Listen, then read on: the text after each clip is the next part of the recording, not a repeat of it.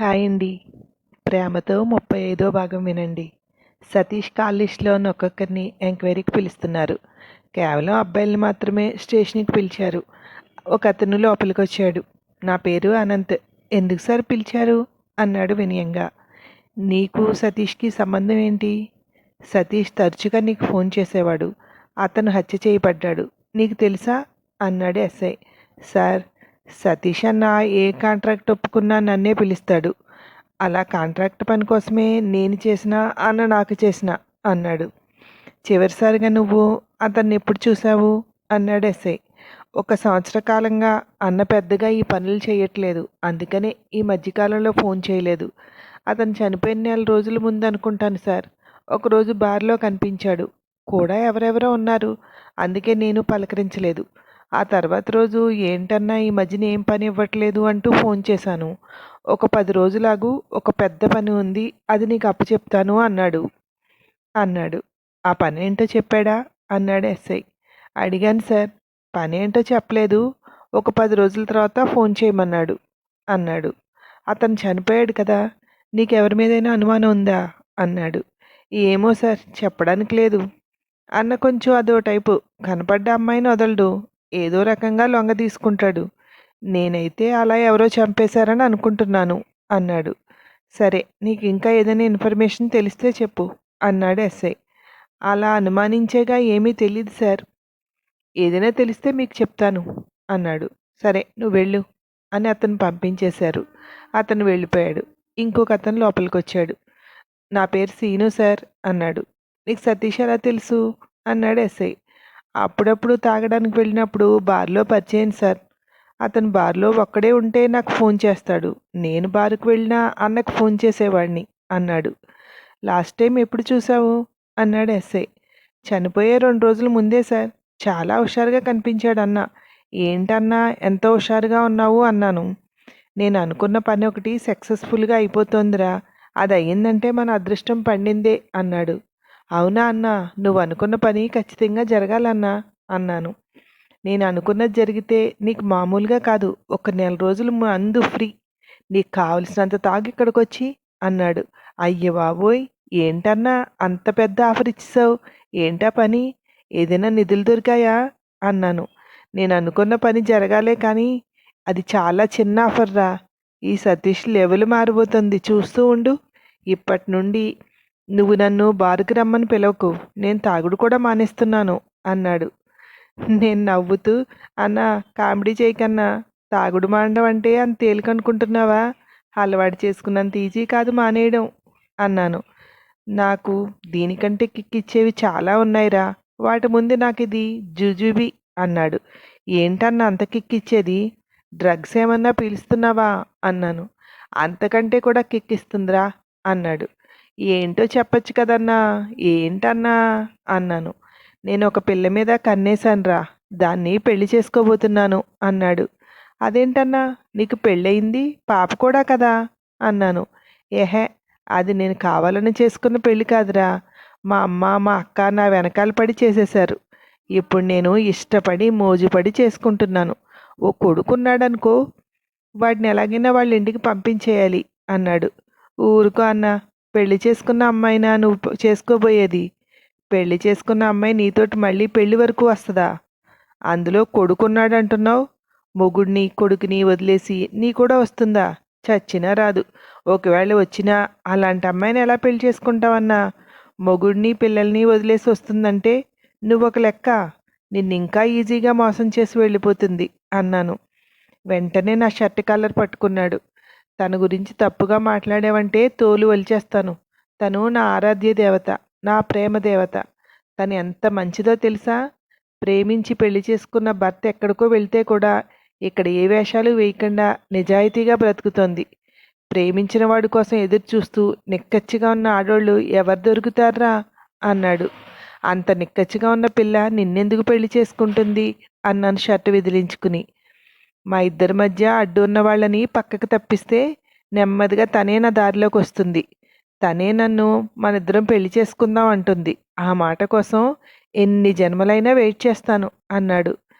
ఏమో అన్నా, నువ్వేమైనా అనుకో, నాకెందుకో ఇది సాధ్యమయ్యేలా కనిపించట్లేదు అన్నాను.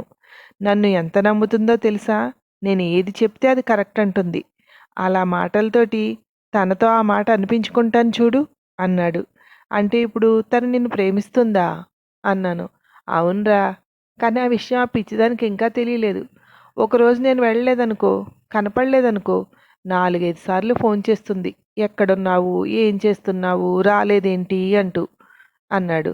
అవునా, మరి ఇంకేటన్నా నక్కతొక్క తొక్కావు అన్నాను. అదే కదరా, దానికి నా మీదున్నది ప్రేమ అని తెలిస్తే చాలు, దీనికోసం ఇన్ని సంవత్సరాలుగా ఎదురు చూస్తోంది అన్నాడు. ఏంటి సంవత్సరాలా? అదేంటన్నా, నీకు కనపడిన అమ్మాయిని నెల రోజుల్లో సెట్ చేసేస్తావు, అవసరం తీరాక వదిలించుకుంటావు, ఈసారి ఏంటి ఇలాగా అన్నాను. ఇది అందరిలాంటి అమ్మాయి కాదురా, సెపరేట్ అన్నాడు. ఏమన్నా జాగ్రత్త, సెపరేట్ అంటున్నావు అన్నాను. ఏం కాదురా, మొత్తం ప్లాన్ చేసేసాను, అది అమలు చేయడమే ఉంది, చూస్తూ ఉండు, 4 రోజుల్లో మంచి వార్తతో నీకు మంచి పార్టీ ఇస్తాను అన్నాడు. ఆ పార్టీ కోసం నేను ఎదురు చూస్తాను. అంతే. ఆ రోజు విడిపోయాం, మళ్ళీ కలవలేదు. తర్వాత నాకు సతీష్ చనిపోయాడు అనే వార్త తెలిసింది. నాకు మామూలుగా అయితే ఆ అమ్మాయి ఎవరో తెలియదు, కానీ న్యూస్ చూస్తున్నప్పుడు అర్థమైంది ఆ అమ్మాయి లావణ్య అని.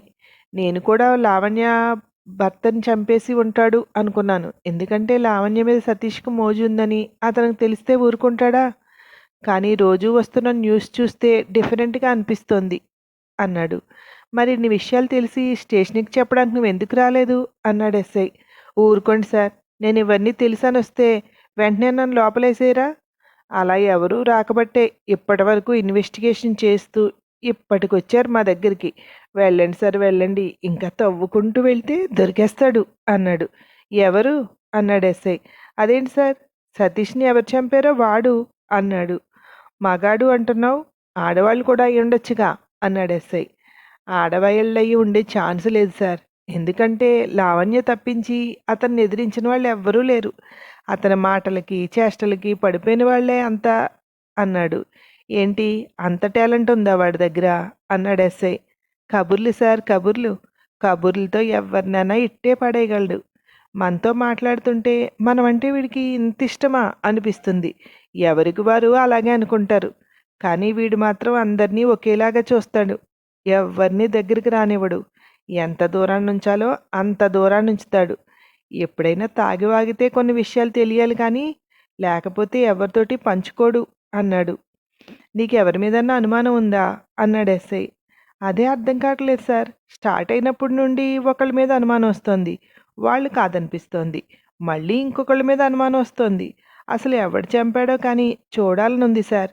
ఇన్ని రోజులు మిమ్మల్ని తిప్పిస్తున్నాడు అంటే బాగా తెలివైనవాడు సార్ అన్నాడు. వాడి తెలివి ఎక్కువ రోజులు నడదు, చూద్దువు గాని. ఇంకా చెప్పు, అతనితో ఎవరైనా గొడవ పడ్డం అలా ఏమన్నా తెలుసా నీకు అన్నాడు. లేదు సార్, అన్నతో నేను ఈ మధ్యకాలంలో తిరిగింది తక్కువ. ఆ రోజు బార్లో కలవడమే, మళ్ళీ కలవలేదు కూడా అన్నాడు. ఇలాంటి విషయాలు తెలియాలంటే అతని దగ్గర ఫ్రెండ్స్ ఎవరున్నారు అన్నాడు ఎస్ఐ.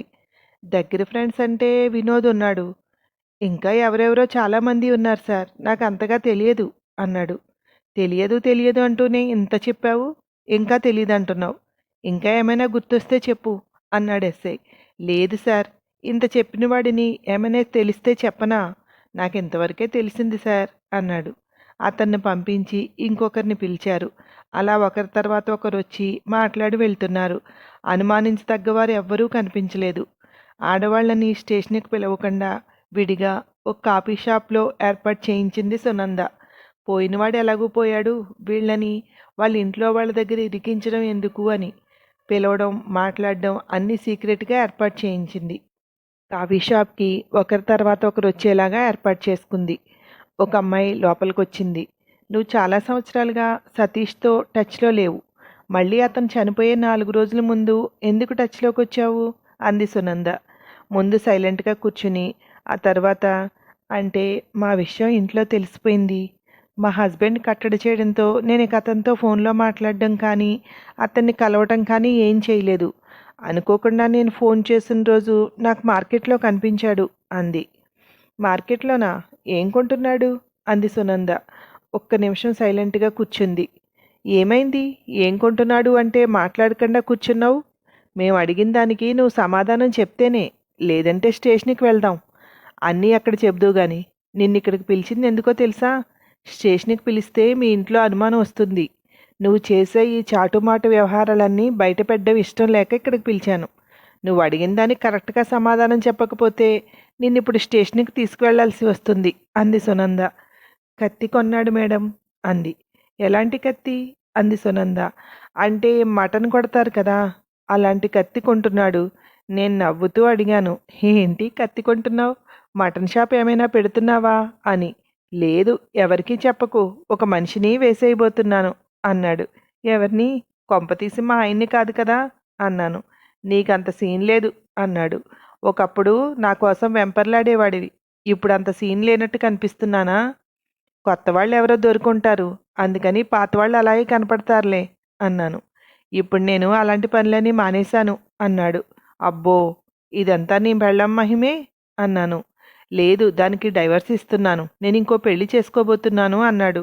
అవునా? షాకుల మీద షాకులు ఇచ్చేస్తున్నావు. పాపం ఎవరో ఆ దురదృష్టవంతురాలు అన్నాను.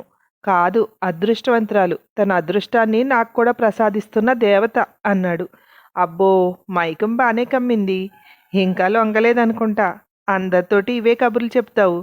లొంగాక అంత సీన్ లేదు అంటూ దూరం పెడతావు అని అక్కడి నుండి వచ్చేశాను. ఇంటికొచ్చాక మనసాగలేదు. ఆ అమ్మాయి ఎలా ఉంటుందో చూద్దామని ఫోన్ చేసి ఆ అమ్మాయి ఫోటో పంపించమన్నాను. డైరెక్ట్ మనిషినే చూపిస్తాను, ఇప్పుడు కాదు అని కాల్ కట్ చేశాడు. తర్వాత పేపర్లో చూడడమే మేడం, నాకు ఇంకేమీ తెలీదు అంది. మీ ఆయన మీద ఏమైనా అనుమానం ఉందా? అతను చంపే ఛాన్స్ ఉందా? అంటే మీ ఇద్దరూ మాట్లాడుకోవడం చూసి మళ్ళీ మీ ఇద్దరి మధ్యన ఏదో సంబంధం ఉంది అనుకున్నాడేమో అంది సునంద. లేదు మేడం, అతను టూర్లో ఉన్నాడు. ఇంకా 2 రోజుల వరకు రాడు. నేను సతీష్ని కలిసింది ఇంచుమించు అతను ఒక 3 రోజుల్లో చనిపోతాడు అనగా. నా భర్త వెళ్ళి చాలా రోజులే అవుతోంది అంది. అయితే నీ భర్తను అనుమానించక్కర్లేదు అంటావు. ఒకవేళ టూర్ వెళ్తున్నట్టుగా నాటకమాడొచ్చి చంపేశాడేమో అంది సునంద. అలా చంపేసేవాడైతే ఇప్పుడెందుకు మేడం? మేమిద్దరం రెడ్ హ్యాండెడ్గా దొరికినప్పుడే సతీష్ని చంపేసి ఉండేవాడు.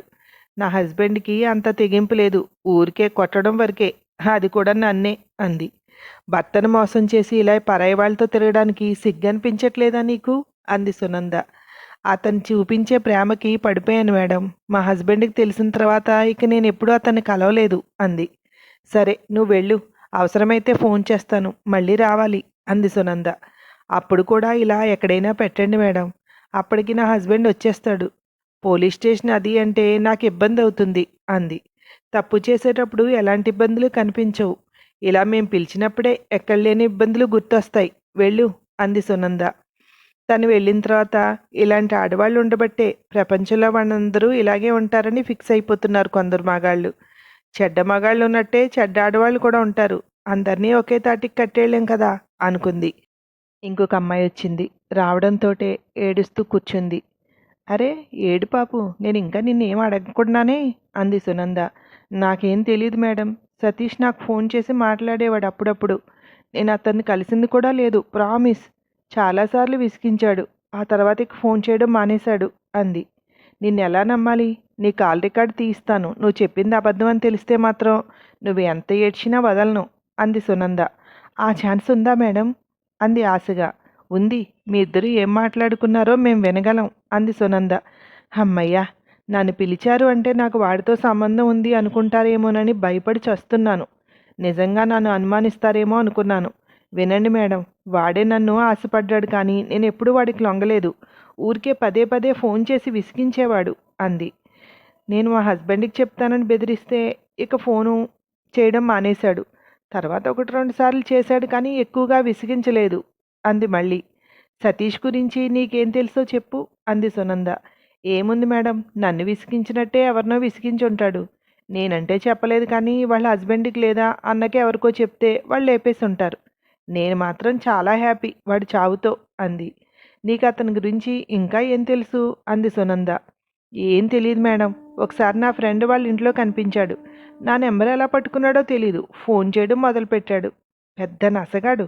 వదిలించుకోవడం కష్టమే. కానీ భగవంతుడి దయ వల్ల వదిలేశాడు అంది. అప్పుడే వీడికి లావణ్య మీద ప్రేమ వచ్చుంటుంది. అందుకే ఈమెను వదిలేశాడు అనుకుంది సునంద. సరే నువ్వు వెళ్ళు అంది. మేడం, స్టేషన్కి కాకుండా ఇక్కడికి రప్పించేలాగా పెట్టారు చూడండి. నిజంగా మీకు చేతులెత్తి మొక్కాలి. థ్యాంక్ యూ మేడం అంటూ వెళ్ళిపోయింది.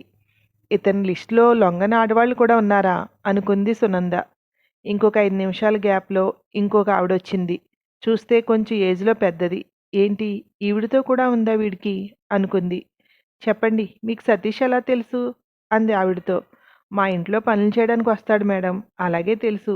ఏంటి మేడం ఇది, వాడు ఎవరికి ఫోన్ చేస్తే అందరినీ పిలిచేస్తారా?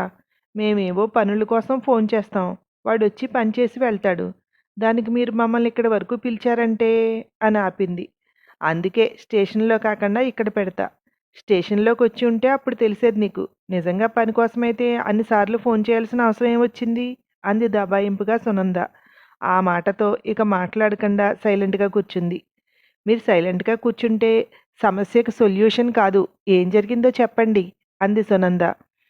మేడం, మీరు నిజం చెప్తున్నాను, నా కొడుక్కి ఏం తెలీదు అందావిడ. నేను అడిగింది మీ కొడుకు గురించి కాదు, సతీష్ గురించి అంది సునంద. అదే మేడం, సతీష్ తోటి నా కొడుకు గొడవ పడ్డాడు. సరిగ్గా పనిచేయకుండా డబ్బులు పట్టుకుపోయాడు. అది అడిగినందుకు నా కొడుకుని కొట్టాడు. దానికోసమే తిట్టడానికి ఫోన్ చేశాను. డబ్బులు వాపస్ ఇవ్వమని రోజూ ఫోన్ చేసేదాన్ని. అందుకే అన్నిసార్లు ఫోన్ చేశాను. లేకపోతే వాడితో మాకు సంబంధం ఏం లేదు మేడం. వాడు చచ్చిన దగ్గర నుండి నా కొడుకు భయపడుతున్నాడు అంది. సరే, ఇక మీరు వెళ్ళొచ్చు. అవసరమైతే మీరు మీ కొడుకు కూడా రావాల్సి ఉంటుంది అంది. అలాగే మేడం, వాడి చావుతో మాకు ఎలాంటి సంబంధం లేదు మేడం. అది మీరు నమ్మితే చాలు అంటూ బయటికి వెళ్ళిపోయింది. ఆవిడ వెళ్ళాక విక్రాంత్ లోపలికి వచ్చాడు. ఇంకెవరూ రాలేదా అంది. బయట ఎవరూ లేరు అన్నాడు విక్రాంత్. ఇంకా టైం పడుతుంది, ఒకరిద్దరూ రావాల్సిన వాళ్ళు ఉన్నారు అంది. ఇప్పటి వరకు ఏ ఇన్ఫర్మేషన్ దొరకలేదా అన్నాడు విక్రాంత్. కత్తి కొన్నాడని తెలిసిందంతే, ఇంకంతకంటే ఏ ఇన్ఫర్మేషన్ లేదు అంది సునంద. ఇంతమంది ఆడవాళ్ళతో వీడికి కనెక్షన్ అంటే ఆడవాళ్ళు ఎలా తయారయ్యారో చూసావా అన్నాడు.